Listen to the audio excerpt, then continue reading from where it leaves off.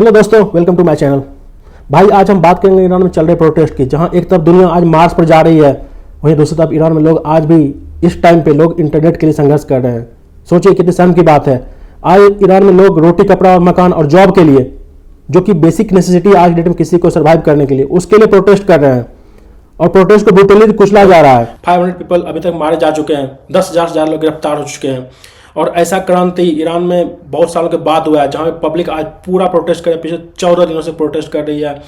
इतना दमन करने के बाद भी आज बताओ, आज हम लोग बात करते हैं एआई का बात करते हैं, एआई एजेंटिक एआई, और पता नहीं क्या क्या चीज़ें टर्म यूज करते हैं। लेकिन इस एज में भी आज ईरान में लोगों को इंटरनेट का एक्सेस नहीं मिल पा रहा है। पिछले 12 दिनों से आज ईरान के पास 1% पब्लिक इंटरनेट एक्सेस कर पा रही है लोग। लेकिन फिर भी इतना के बाद भी प्रोटेस्ट रुक नहीं रहा है। जो प्रोटेस्ट स्टार्ट हुआ 28 दिसंबर को ईरान के कैपिटल सिटी तेहरान में, एक प्रोविंस से आज ईरान के पूरे 31 प्रोविंस में फैल चुका है और 100 से ज़्यादा शहरों में ये इस वक्त क्रांति चल रहा है। ठीक है, और इसमें क्या बच्चे, क्या बूढ़े, क्या औरत, क्या पुरुष, सब के सब प्रोटेस्ट में शामिल हो गए हैं। सरकार की जो आर्मी है IRGC, वो पूरा ब्रूटली इसको कुचल रही है। लेकिन फिर भी पब्लिक का हिम्मत और पब्लिक का जज्बा टूट नहीं रहा है। पब्लिक पूरा प्रोटेस्ट में पार्टिसिपेट कर रही है। तो अपन पूरा डिटेल में बात करेंगे कि ये प्रोटेस्ट हो क्यों रहा है, स्टार्ट कहाँ हुआ, कैसे हुआ। और इसमें की प्ले राजा पहल भी होते हैं ना, कि भाई अब गांव में आग लगा है तो हर कोई रोटी सेकेगा। तो राजा पहल भी साहब को मौका मिल गया है। राजा पहल भी वही है जो कि ईरान का जो लास्ट रूलर था, शाह, उसका बेटा है। ये पिछले 40 साल से अमेरिका में रह रहा है। अभी इसको मौका मिल गया तो अभी एंट्री ले लिया। इसका भी बात करेंगे कि ये कौन है, अभी इतना एक्टिव क्यों हो गया है। उसके बाद सबसे लास्ट में बात करेंगे अपन ट्रम्प चाचा का भी। ट्रम्प चाचा और जो अपने इजराइल वाले भाई साहब हैं और पुतिन चाचा, इन लोगों का क्या इसमें इंटरेस्ट है, ये लोग कैसे इसमें पार्टिसिपेट कर रहे हैं, क्या एक्टिवली कर रहे हैं, क्या नहीं कर रहे हैं। फिर फाइनली अपन ये भी बात करेंगे कि इसमें इंडिया का इसमें क्या रिएक्शन है, इंडिया को इस इवेंट से कोई इम्पैक्ट होगा या नहीं होगा, अपन उसका भी बात करेंगे। और अपन लास्ट में बात करेंगे फ्यूचर, इसका फ्यूचर प्रोस्पेक्ट क्या होने जा रहा है। क्या ये वार चलता रहेगा, क्या ये सिविल वार बन जाएगा, या फिर US कुछ इंटरवीन करेगा, क्या होगा, अपन सारे एंगल का भी बात करें। तो गाइज वीडियो को लास्ट तक बने रहो, आपको बहुत मजा आएगा। आपको पूरा डिटेल में नॉलेज मिलेगा और साथ में अपने अंदाज में बात मिलेगा नॉलेज, और आपको बहुत मजा आएगा।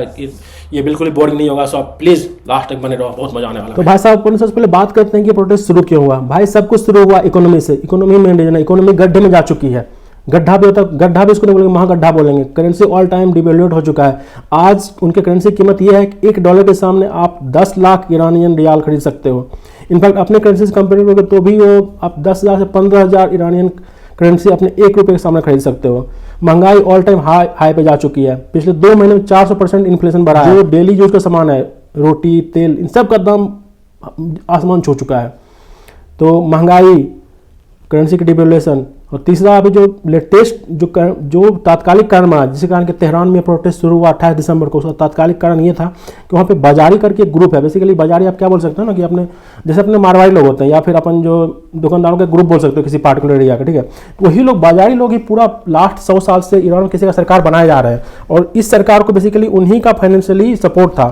तो बेसिकली क्या वो लोग क्या करते थे, उनको US डॉलर थोड़े सस्ते दामों में मिलता था। सस्ते दामों में US डॉलर ला पाते थे और फिर उनसे उनको फायदा होता था। अभी वहाँ का सेंट्रल बैंक नया रूल क्या लगा कि नहीं, अभी US डॉलर का जो भी है सब कुछ सेम प्राइस में मिलेगा। तो इससे उन लोगों के बीच में एक नाराजगी फैल गया, नहीं ये सही नहीं हो रहा है। और दूसरा महंगाई, तो बोले महंगाई ऑलरेडी बहुत ज़्यादा बढ़ चुका है। तो ये सब तात्कालिक कारण बना।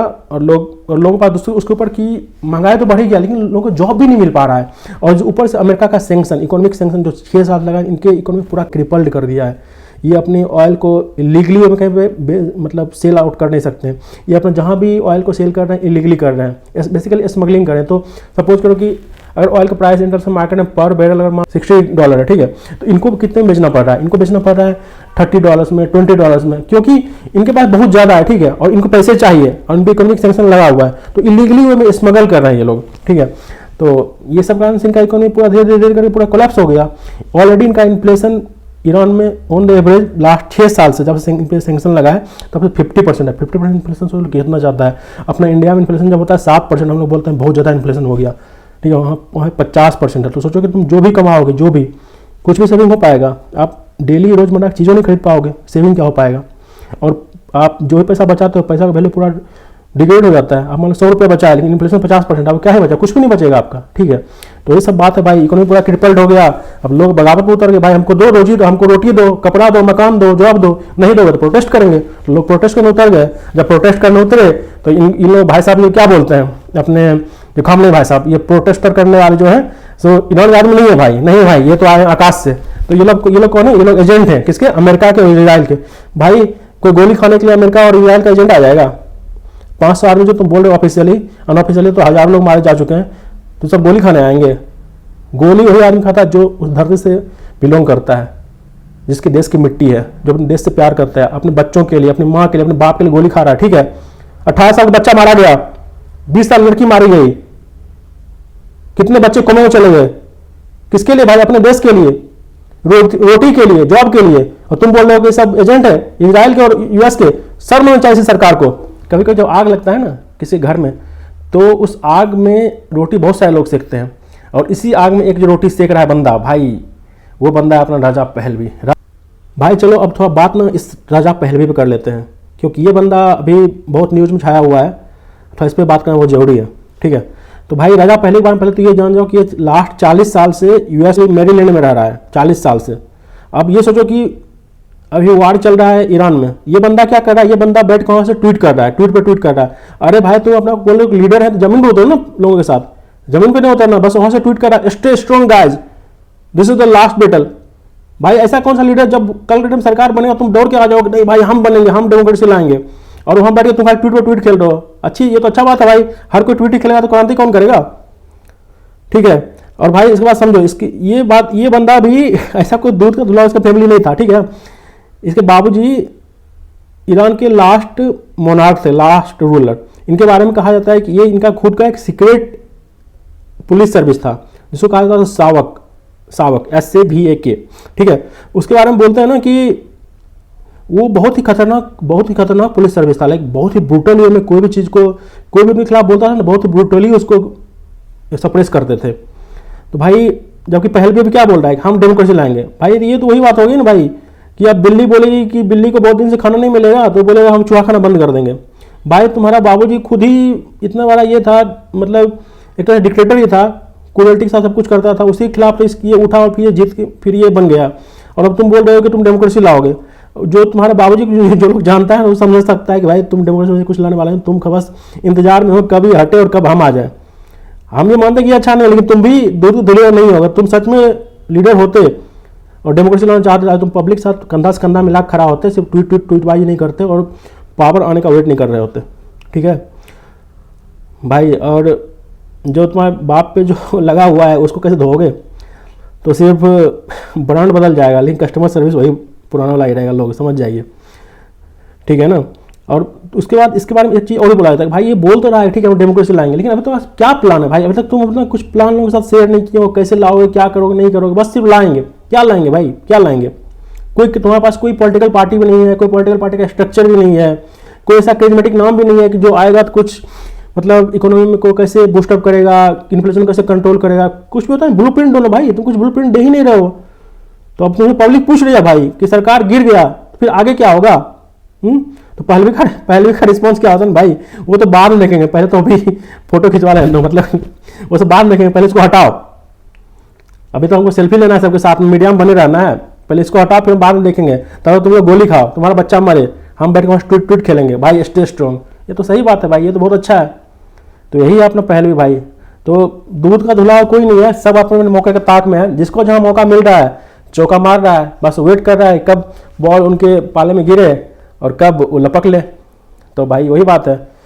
और मिडिल ईस्ट का एक्चुअली मिडिल ईस्ट हर कंट्री का ही हाल है भाई, तुम हिस्ट्री उठा के देख लो, जितने भी जहाँ रूलर बने हैं पिछले 40 साल से, कोई भी पब्लिक के लिए सब कुछ भी काम वगैरह नहीं किया है, सब बस अपना घर भरा है, सब बनने के बाद डिक्टेटर टाइप से बन गया। वहाँ पे वही कल्चर ही है भाई, वहाँ पे वैसी वही कल्चर है। मिडिल ईस्ट में तुम एक दो कंट्री को छोड़ दो तो बाकी क्या हाल है। इसीलिए तो हर साल कोई ना कोई कंट्री या आपस में सिविल वार में छिड़ा जाता है, या नहीं तो कभी यूएसए आता है इसको दे देता है एक थप्पड़, कभी आता है उसको एक थप्पड़ दे देता है, जब मन होता है किसी उठा के इसको उठा के इसे फेंक दिया, कहीं मैंने उसको उठा के इसे फेंक दिया, उसको ऑयल पे कैप्चर कर लिया और उसी ऑयल को पूरा दुनिया में बेच रहा है, पैसा कमा रहा है। तो यही तो हाल है मिडिल ईस्ट का। चलो अपन बात करते हैं, सबसे पहले अपन बात करते हैं इंटरनेट ब्लैकआउट पे। ठीक है, कि ये क्योंकि अभी बहुत चर्चा में है कि इंटरनेट ब्लैकआउट कंप्लीटली कर दिया गया है। भाई ईरान गवर्नमेंट का लॉजिक क्या है कि इंटरनेट नहीं रहेगा तो प्रोटेस्ट नहीं होगा, प्रॉब्लम कुछ नहीं होगा। लेकिन भाई ऐसा कभी होता है? क्रांति होता है ना उस टाइम इंटरनेट वगैरह इलेक्ट्रिसिटी वगैरह कोई मतलब नहीं होता। पब्लिक में रिवोल्यूशन लाना है तो लाना है, और आप जितना प्रोटेस्ट को दबाने की कोशिश करोगे नहीं सब तरीका से कि इंटरनेट नहीं रहने देंगे, इलेक्ट्रिसिटी नहीं देंगे, पब्लिक में उतना ज़्यादा जोश और बढ़ते जाता है। पब्लिक एक दूसरे से आपस में मिलते रहती है, कम्युनिकेट करते नहीं, हमको बुखार के फेंक देना है। तो ये सब तो चलने वाला है नहीं। लेकिन लगा अली साहब खामनेई साहब को लगा भाई इंटरनेट बंद कर दो, प्रॉब्लम खत्म हो जाएगी। तो वही किया ईरान। अभी क्या किया ना कि इंटरनेट बंद कर दिया है, अब इंटरनेट चला रहा है, बेसिकली नेशनल इंफॉर्मेशन नेटवर्क के थ्रू इंटरनेट चला रहा है कि मतलब दुनिया सब कट ऑफ हो गए, लेकिन आपको खुद का एक अंदर का चला रहे हैं, यहाँ पर आप चलाइए सब कुछ जो है। भाई 2026 है, 2026 में जहाँ पे लोग मार्स पे घर लेने की कोशिश कर रहा है, वहाँ पे तुम यहाँ पे इंटरनेट बंद कर रहे हो। ये अपना सोचने की बात है भाई। जहाँ एक तरफ दुनिया के कुछ लोग मार्स पे घर खरीदते हैं, वहाँ पे दूसरी तरफ लोग को आज भी बेसिक इंटरनेट एक्सेस नहीं मिल पा रहा है। तो ये बहुत ही शर्म की बात है, बहुत ही शर्म की बात, ठीक है। लेकिन इसका एक काउंटर आर्गूमेंट भी है भाई कि इंटरनेट पे बैन लगा है, लेकिन कुछ लोग फिर स्टारलिंक जो है, स्टारलिंक एलोन मस्क साहब का, तो ये स्टारलिंक बोला हम इंटरनेट सर्विस प्रोवाइड करवाएंगे, हमसे इंटरनेट लो, हम फ्री का इंटरनेट देंगे। तो लोग उसको यूज करने की कोशिश कर रहे हैं, लेकिन जो सरकार वहाँ पे है उस पर जेमर लगा दिया है। तो भाई जब जेमर लगा दिया है तो अब ऑफलाइन आप उस पर कुछ नहीं कर सकते हो। तो वही है भाई, आज दुनिया मतलब आज के वर्ल्ड में किसी को बोलोगे ऑफलाइन आने का मतलब कैसे, मतलब गुफा में भेज दो उसको भाई। अब बात करेंगे अपन ह्यूमन कॉस्ट पे। जैसा हम पहले आपको बताया कि अभी तक एज पर ऑफिशियल न्यूज़ 500 से ज़्यादा लोग मारे जा चुके हैं ऑफिशियल न्यूज। और आपको ही पता है जिस कंट्री में ऑटोक्रेटिक रिजीम काम कर रही हो वो कितना आपको ऑफिशियली सही न्यूज़ देगी। अनऑफिशियल फिगर इससे बहुत ही ज़्यादा है। जो as per international human right agency जो कि यूएस में है और जो नॉर्वे में है, जो ईरान की ह्यूमन राइट एजेंसी काम कर रही है वहाँ से, उनके मुताबिक मोर देन 1000 पीपल मारे जा चुके हैं। और ये ऑफिशियली बोल रहे हैं 10,000 लोग रिटेन हुए, बट अनऑफिशियली लोग बोल रहे हैं 30,000 40,000 तक लोग रिटेन हो चुके हैं। अब बहुत लोग बारे में कुछ पता भी नहीं है। तो ह्यूमन लॉस बहुत ज़्यादा हुआ है, लेकिन फिर भी है कि प्रोटेस्टर रुकने का नाम नहीं ले रहे हैं। जितने ज़्यादा लोग शहीद हुए हैं, लोग प्रोटेस्ट उतना ही ज़्यादा भड़कते जा रहा है, लोग में उतना ज़्यादा क्रांति बढ़ते जा रहा है। लोग को यही है कि हमको उनको उखाड़ के फेंक देना है, क्योंकि महंगाई में चरम सीमा पे है। लोगों को रोटी, कपड़ा, मकान, हर चीज़ का प्रॉब्लम हो रहा है। ऑलरेडी ऑल टाइम लो पे इनकी करेंसी चल रही है, तो कुछ भी है नहीं। लोगों को अब लग रहा है कि अब कोई ऑप्शन बचा नहीं है, जॉब भी वगैरह कहीं मिल नहीं रहा है। और ऑलरेडी अमेरिका ने सैंक्शन पे लगा कर रखा है। जब डोनाल्ड ट्रम्प साहब पहली बार 2018 में आए थे, तभी ईरान पे उन्होंने सैंक्शन लगाया था, और वो सैंक्शन आज तक जारी है। और उस सैंक्शन से ये लोग निकल नहीं पा रहे हैं। और इनका भी पता है इन लोग क्या खुजली मचाओ भाई, इनको मतलब न्यूक्लियर एक्सपेरिमेंट करना है। क्यों करना है भाई, क्यों करना है? आराम से जियो ना भाई, क्या दिक्कत है तुमको ऐसा कौन क्या कर रहा है? नॉर्मल आराम से जियो, कोई कुछ नहीं कर रहा है, ठीक है ना। अब उस चक्कर में क्या, उस चक्कर में इन पर इकोनॉमिक सैंक्शन लगा हुआ है, ये कुछ कर नहीं पा रहे हैं। अब इनका महंगाई बढ़ते जा रहा है, लोगों में दिक्कत हो रहा है। अभी लोग पूरा प्रोटेस्ट क्रांति ला दी है, अब भुगतो। इसमें बात करते हैं अपन इसी सेगमेंट में कि ह्यूमन लाइफ इतना जा क्यों रहा है। इसके पीछे हम बोले ना पहले कि आपका IRGC इन्वॉल्व है। या IRGC का फुल फॉर्म है आपका Islamic revolution guard corps. Basically ये वहाँ की आर्मी है। बेसिकली ये सरकार का टुटपुंजे हैं ये लोग, सरकार को बचाने। ये सारे करप्टेड ऑफिसर भरे हुए हैं IRGC में, जो सरकार को बचाने का काम कर दिया। और वो लोग पूरा ब्रूटली प्रोटेस्टर को कुचल रहे हैं। IRGC वालों को पूरा खुला छूट दे दिया है वहाँ का सरकार कि जाओ तुम मारो, जो भी करना है करो, कोई कुछ नहीं करेगा। तो अभी लोग पूरा ब्रूटली प्रोटेस्ट करें, क्योंकि ये लोग तो पूरा करप्टेड है, पूरा पैसा बनाया है। बड़ी बात है, कोई मीडिया कवरेज हो नहीं रहा है। तो ये लोग क्या कर रहे नहीं करें किसी को पता नहीं है। बस कुछ जो ऑफिशियल लोग न्यूज़ दे रहे हैं कि भाई इतने लोग मरे हैं, इतने लोग लापता हैं, इतने लोग को जेल में डाले हैं, बस वही लोग विश्वास कर। लेकिन अनऑफिशियली आप खुद ही समझ सकते हो, जहाँ पे तनाशाही सरकार हो, उसको सत्ता बचानी हो, तो वो किस हद तक जा सकता है। और जब आर्मी भी उसी कंट्रोल में, तो कुछ भी कर सकता है। यह हम लोग सबको पता है। Big salute to all the protesters. उनके जज्बे को, उनके बहादुरी को सलाम है कि जैसा वो हिम्मत दिखा रहे हैं, ऐसे सरकार के खिलाफ, ऐसे आर्मी के खिलाफ जो कि तनाशाही हो, जो कि पब्लिक की बात सुन नहीं रहे हो। पब्लिक तो कुछ गलत बोल नहीं रहा है। पब्लिक बोल रहा है भाई हमको रोटी दो, पब्लिक बोल रहा है भाई हमको मकान दो, पब्लिक बोल रहा है भाई हमको जॉब दो। इसमें क्या गलत बात हो बोल दिया? किसी भी सरकार का ये फर्ज बनता है, जब आप सरकार में आते हो आप क्या बोलते हो उस टाइम कि हम तुमको रोटी कपड़ा मकान देंगे। आज वही रोटी कपड़ा मकान मांग रहे हैं, आप दे नहीं रहे हो। और उल्टा आप उन जो प्रोटेस्ट कर रहे हैं, पीसफुल प्रोटेस्ट स्टार्ट होता है, ठीक है, आप उसको दमन करने की कोशिश कर रहे हो। प्रोटेस्ट शुरू हुआ बेसिकली पहले तेहरान में ही, पहले और कहीं भी प्रोटेस्ट शुरू नहीं हुआ था। ये प्रोटेस्ट तेहरान में शुरू हुआ, लेकिन जैसे प्रोटेस्ट शुरू हुआ सरकार इसको मतलब दबाने की कोशिश किया, ठीक है, एक लोकल एरिया में। तो फिर जब दबाने की कोशिश किया उसके बाद प्रोटेस्ट तेज़ हो गया, क्योंकि महंगाई बहुत तेज़ से बढ़ गया पिछले 2 महीने में खासकर। तो उसके बाद ये प्रोटेस्ट बढ़ते मतलब पूरा 31 प्रोविंस में फैल गया। 31 दिसंबर तक पूरा हर जगह फैल चुका था। और इसके साथ साथ और भी रीजन था जो आपको बोले कि राजा पहलवी का एंगल, वो पूरा एक्टिव हो गया। उसको लगा कि यही मौका है आग में घी डालने का, अपना हाथ सेकने का। तो वो भी पूरा एक्टिव हो गया, उसके जितने भी सपोर्टर थे पूरा एक्टिव हो गए। और एक बार जब कोई इतना मूवमेंट शुरू हो जाता है, ऑलरेडी जब कोड रीजन है, महंगाई, लोगों के पास खाने को नहीं मिल रहा है, तो पूरा पब्लिक मोबिलाइज होगी, जो आज तक आपके सपोर्टर थे वो भी आपके अपोजिशन में जा रहे हैं। तो अभी जो है प्रोटेस्ट एक्चुअली बहुत बड़ा रूप ले लिया है। अब इसमें बात करते हैं अपन ग्लोबल प्लेयर्स की। पहले अपन बात करते हैं कौन कौन ग्लोबल प्लेयर्स में इन्वॉल्व है। तो इसमें इन्वॉल्व है आपके अपने ट्रम्प चचा, ये तो हर जगह आते हैं, ट्रम्प चचा द बॉस, उनको हर जगह रहना है, उनको हर जगह रहना है। उसके बाद अपने यहाँ दूसरे नंबर पे हैं अपने इजराइल वाले नेतन्याहू ताऊ, उसके बाद अपने पुतिन चाचा, और फिर अपने भाई अपने चाइना वाले। सबसे पहले बात करें ट्रम्प चाचा की।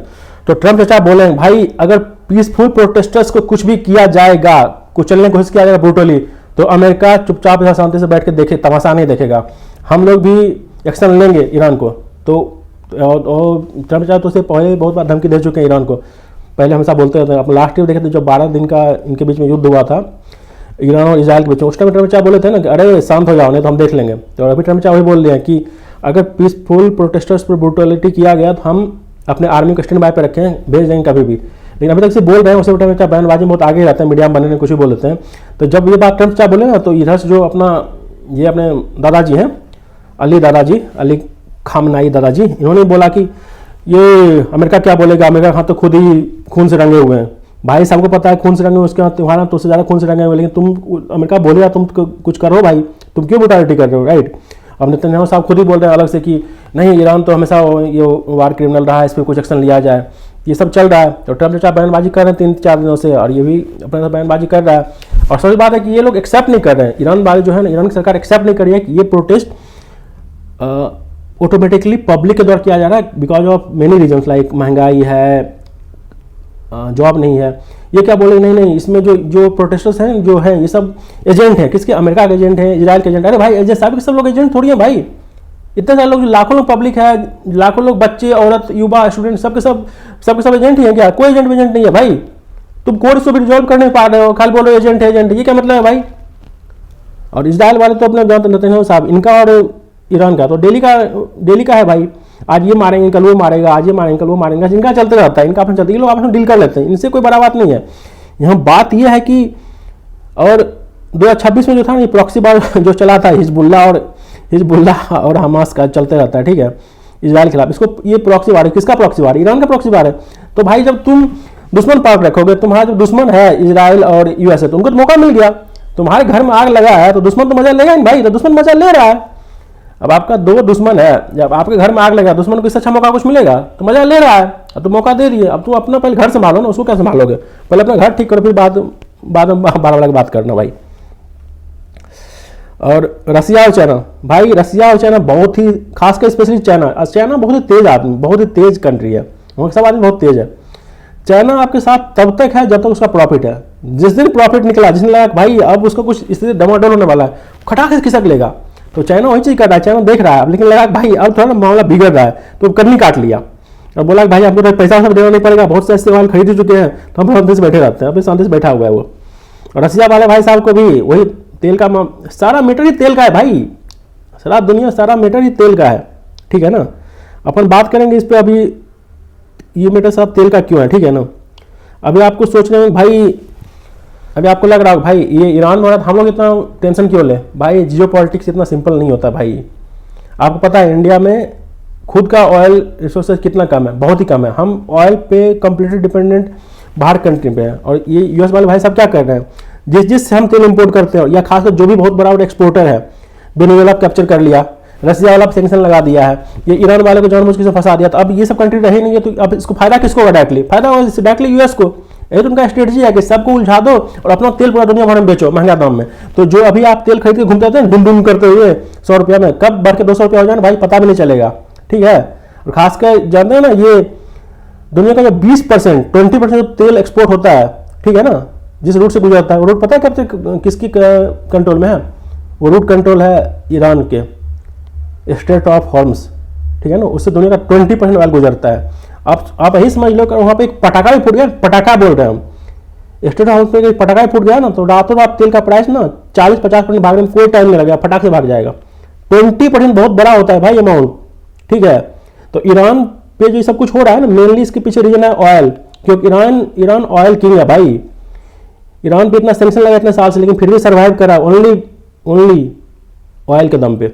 क्योंकि इलीगल मार्केट में बहुत ऑयल सप्लाई कर रहा है दुनिया के बहुत से कंट्रीज़ को बाहर बहुत ही कम प्राइस पे, उसी कारण सर्वाइव कर रहा है। इसी के वही मेन रीजन है कि इसके पीछे यूएस भी हाथ धो के पड़ा हुआ है, क्योंकि यूएस को तो यूएस जहाँ देखता है भाई, ट्रम्प जहाँ देखता है जहाँ जहाँ ऑयल मिल रहा है सबको कैप्चर करो। तुम उसका एग्जाम्पल उठा देख लो हिस्ट्री में, तो दिख जाएगा यूएस जिस पे भी अटैक किया है मेन रीजन का है ऑयल, चाहे वो इराक हो, चाहे वो अभी का वेनेजुएला हो, चाहे ईरान को ऐसे कर रहा है, उसको बस तेल चाहिए भाई, जहाँ भी तेल होगा वहाँ भाई यूएसए होगा, ये बात समझ जाओ, ठीक है। तो भाई अब तो ये सब बात हो गया क्या क्यों प्रोटेस्ट हुआ, अभी कहाँ कहाँ फैल चुका है, कौन कौन से प्लेयर इन्वॉल्व है, सबका अपना अपना क्या उसमें स्वार्थ है नहीं है। अभी अपन बात करते हैं कि अब आगे क्या, इसका फ्यूचर क्या है, ठीक है। तो भाई क्या पहला क्वेश्चन ये आता है, क्या राजा पहले वापस आएंगे, दूसरा क्या आईआरजीसी झुकेगी, क्या पुष्पा झुकेगा साला, तो क्या यही क्या आईआरजीसी जो अपनी वहाँ की आर्मी है, सरकार की आर्मी आईआरजीसी, क्या आईआरजीसी झुकेगी, हमको तो नहीं लगता झुकेगा भाई, क्योंकि जब तक पावर है, जब तक आर्म्स है, जब तक इलीगल मनी बचाना है, जब तक लड़ेंगे तब तक तो लोग नहीं झुकेगा भाई। या फिर यही सब जो अभी आज हम वीडियो बना रहे हैं, फिर से 2027 में ऐसा ही वीडियो बनेगा क्या, तो ये सब बर्निंग क्वेश्चन है क्या होगा। अभी सब बात कोई नहीं जानता फ्यूचर में क्या होगा। देखो मेरे हिसाब से क्या लगता है ना कि भाई कि हमको लगता है 3 पॉसिबिलिटी हो सकता है। तो पहला पॉसिबिलिटी ये है कि जैसा मिडिल ईस्ट का हिस्ट्री देखें, मिडिल ईस्ट में जब भी इस टाइप का वार हुआ है तो अब सिविल वार छिड़ गया है, मतलब आम पब्लिक वर्सेस सरकार में सिविल वार छिड़ा है, लंबा टाइम तक खींचा है और पूरा इकोनॉमी कोलैप्स हो गया। ऑलरेडी इनका इकोनॉमी गड्ढा में जा चुका है और पूरा कोलैप्स हो जाएगा। सेकंड ऑप्शन हमको ये लगता है जो ट्रम्प हाल फिलहाल में किए हुए हर जगह पे कुछ ना कुछ इनका भी हिसाब लगा देंगे वेनेजुएला जैसा, हमको ऐसा लग रहा है कि अगर ऐसा खींचा ना तो वेनेजुएला वाला हिसाब इसका भी लगा देगा।